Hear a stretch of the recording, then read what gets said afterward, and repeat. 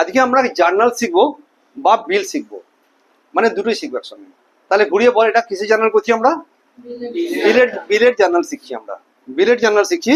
কিন্তু জার্নাল ফরম্যাটে কতগুলো লাইন নেবো এবং তার জার্নালটা বানাবো। এই পুরো কেসটাতে যেটা আলোচনা করা হবে, যেটা আমরা টুইস্ট করবো বিষয়টাতে, সেটা হচ্ছে রিনিউয়াল অফ বিল। কি বলবো সাবজেক্টের নাম? কি বললাম? বিলটা রিনিউ করবো, বিলটা এটার উপর ভিত্তি করে জার্নালটাকে বানানোর চেষ্টা করছি। আলটিমেটলি জার্নাল করলে করার জন্য এক লাইন, প্রথম লাইনে লেখা আছে এ সোল্ড গুডস টু বি। কি লাইনটা বললাম বল? তাহলে আমি মনে কর এর বই করতে পারি, এটা এস বুক, আর এটা কার বই বললাম? এটা এর বই, আর একটা বি এর বই, রাইট? আর একটা বি এর বই। এর বইতে B account debit to sales, আর বি এর বইতে purchase account debit to A. এটা বোঝানোর দরকার নেই। পারচেজ আর সেলস জার্নাল। এই যে 12,000 টাকার বিক্রি করলাম 12K, সেখান থেকে পরের লাইনটা receive 2,000 rupees in cash and the balance by a bill. তাহলে কি কি পেলাম বল? ক্যাশ পেলাম, ক্যাশ পেলাম, আর কি পেলাম বলো? বিল পেলাম। যা পেলাম তা ডেবিট, ক্যাশ ডেবিট, বি আর ডেবিট টু বি। 2,000, 10,000, 12,000, ঠিক আছে। এটা পরেরটা বল। এ কি দিল?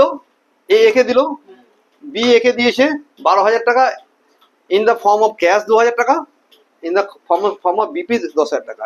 তাহলে কি হয়ে গেল এখানে? A account debit to cash to BP. আমি বিল পেলাম, ও বিল, এ বিল পেলো, বি বিল দিল, এটা নিয়ে কোনো অসুবিধা নেই। পরে নিয়ে গেলাম। এবার আমার বিলটা ছিল 1 তারিখে এবং বিলটা ছিল 3 মাসের। তাহলে 3 মাসের সঙ্গে 3 মাস 3 দিন যোগ করলে 4 তারিখ হয়। ওই তারিখে গিয়ে আমার কাছে ও টাকা দিল না। কে টাকা দিল না? বি টাকা দিল না, একে টাকা দিল না। তার বদলে কি করলো বল? ফোন করলো। কি বললো? কি করলো বলো? কি করলো বল? সে কি করলো বল? ফোন করলো। ফোন করে বললো যে স্যার একটা কথা বলি, আমার তো জাহাজটা আটকে আছে সমুদ্রে, ভেবেছিলাম যে এটা চলে আসবে, কিন্তু due to some reason the ship has not yet reached my dock. পাক্কা আমি স্টোরিটা বলছি, ক্লিয়ার? ये जहाज तो अभी तक नहीं आया, तो আমাকে 1 মাসের জন্য আপনি টাইম দিন, আমি টাকাটা আপনাকে দিয়ে দেবো।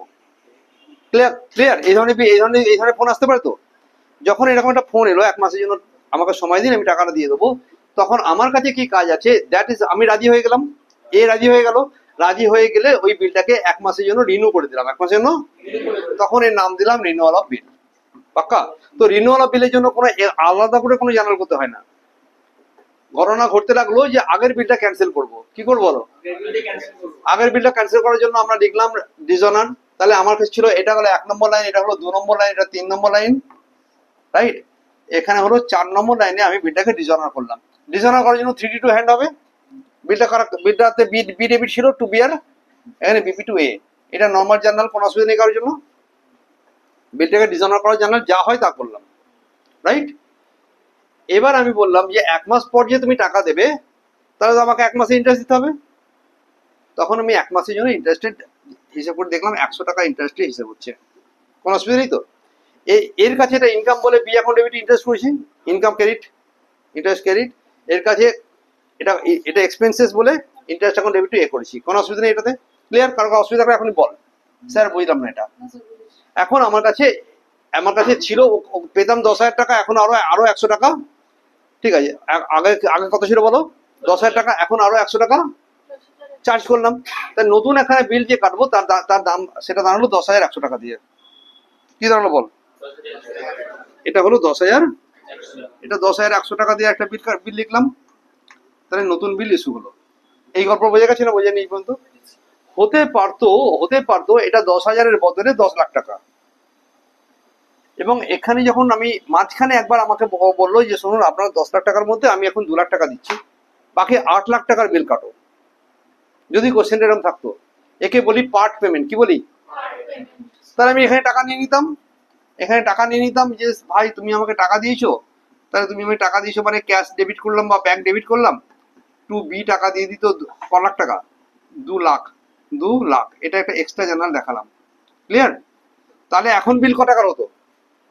বুঝতে কোনো অসুবিধা কিছু করার জন্য? এখন তাহলে 10 লাখের বদলে কত হতো বলো? 8 লাখ টাকা। 8 লাখের উপরে ইন্টারেস্ট হিসেব করতাম। অঙ্কটাতে এটা বলা হয়নি, এটা শুধুমাত্র শোনানোর জন্য শুনিয়ে রাখলাম যে পার্ট পেমেন্টের একটা গল্প কোনো দেয়। বিল পেয়েছিলাম 10,100 টাকার, রাইট? এই বিলটা আমি ব্যাংকে নিয়ে গিয়ে ডিসকাউন্ট করলাম, হতে পারে আমার টাকা দরকার, ডিসকাউন্টের জন্য এই জন্য জানার কি শিখেছিলাম, the bill is discounted at the rate of 12%, bank debit discount debit বিয়ার।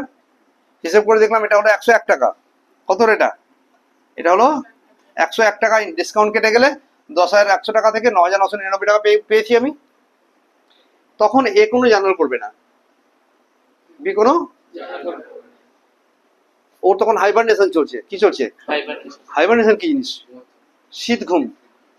ব্যাঙেরা সাপেরা এরা শীতকাল ঘুমে না। Very good. এবার আবার ডিউ ডেট এলো, তাহলে আগের বিলটা ইস্যু হয়েছিল কত তারিখে? 1 আমাদের আগের ডিজাইন হয়েছিল কত তারিখে? সেখান থেকে 1 মাস যোগ করলে কত হয়? 4-5 তারিখ। তার সঙ্গে আরো 3 দিন যোগ করলে 7-5 তারিখে গিয়ে বিলটাকে ডিজাইন করে দিলাম। আর ডিজাইনের জন্য বি এখন ডেবিট টু ব্যাংক করবো। বি মানে কে? Draw always debit. To bank কেন হলো না? আমি টাকাটা বিলটা এখন ব্যাংকের হাতে আছে, তাই টু ব্যাংক করতাম।